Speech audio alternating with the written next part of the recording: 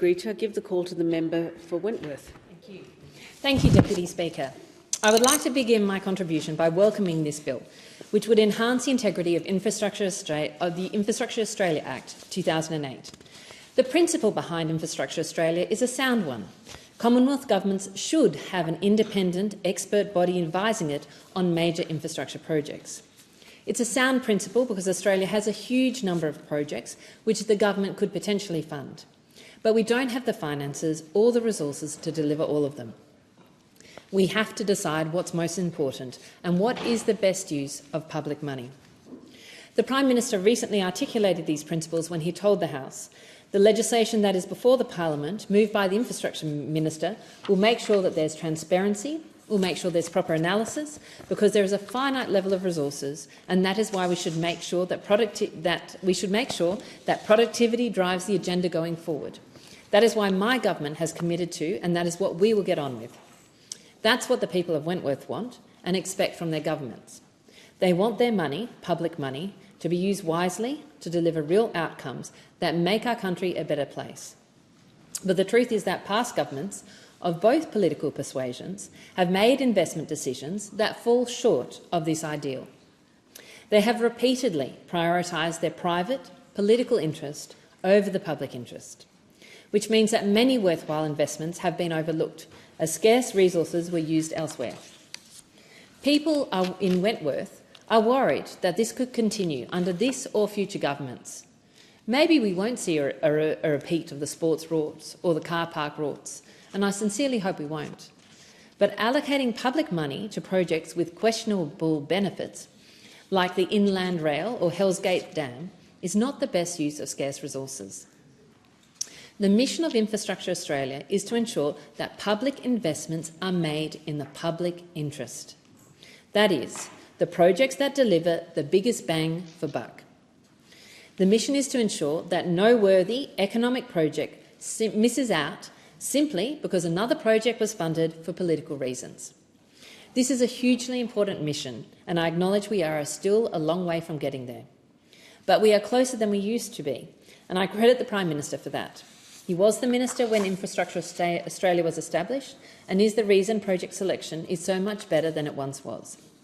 We have the opportunity now to bridge the gap between our reality and our aspirations for Infrastructure Australia. This bill would certainly help that. It implements some of the recommendations of the independent review of Infrastructure Australia, providing it with a clear mandate and improved processes, which I support. But the bill could go further. It could also require that a positive economic evaluation is required from Infrastructure Australia before the government could commit any public funding for major projects.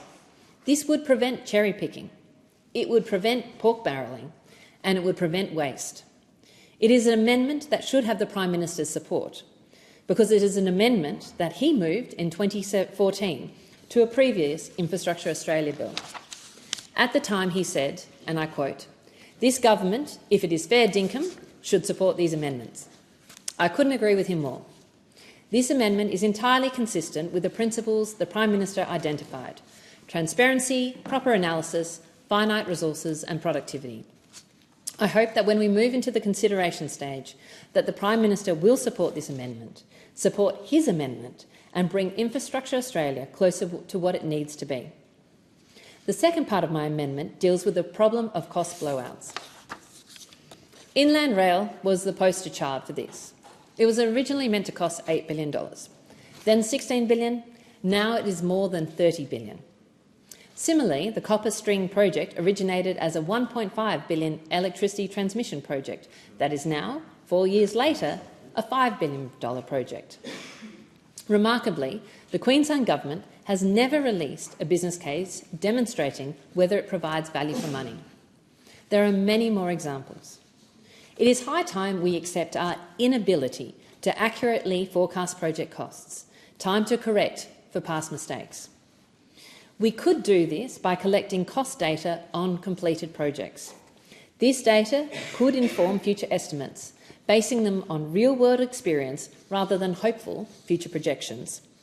One that help us to include the unknown unknowns in project development that inevitably crop up. Better estimates will help us make better decisions about how we use public money and about which projects we back and which projects don't make the cut. This approach is called reference class forecasting and has been described by Nobel Prize winner Daniel Kahneman as the single most important piece of advice regarding how to increase accuracy in forecasting through improved methods. This is a sensible approach to infrastructure decision-making, one with more integrity and one in which Australians can have more confidence. And importantly, one that will help to drive the productivity gains that infrastructure investments are intended to deliver. Thank you. Thank you. The question is that the amendment